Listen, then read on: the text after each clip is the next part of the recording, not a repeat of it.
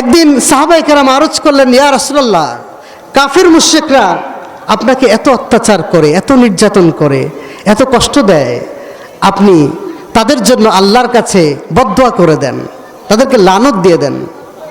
আমার নবী বললেন, ইন্নী লাম উবআসু লাগানান ওয়া ইন্নামা বুইসতু রাহমা।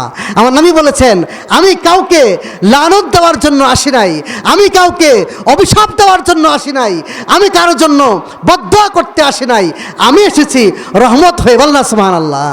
জর্জ বার্নার্ড শ তিনি বলছেন, if all the people are united under one leader, Muhammad would be the best fitted person to lead the people of various creeds, dogmas and ideas.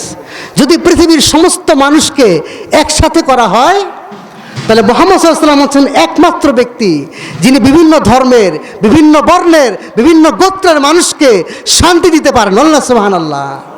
এই পৃথিবীতে আর দ্বিতীয় কেউ নাই যারা সমস্ত মানবতাকে শান্তি দিতে পারে। আল্লাহ পাক তার হাবিবকে রাহমাতুল লিল আলামিন হিসেবে এই পৃথিবীর জমিনে প্রেরণ করেছেন। ইসলাম কত সুন্দর জীবন বিধান আমাদেরকে দিয়েছে।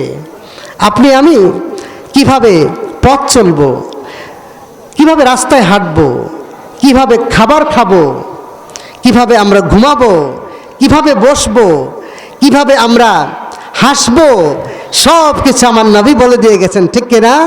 প্রিয় বন্ধুগণ, আমরা আজকে মুসলমান হয়ে নবীজির সুন্নাহকে অনুসরণ করি না।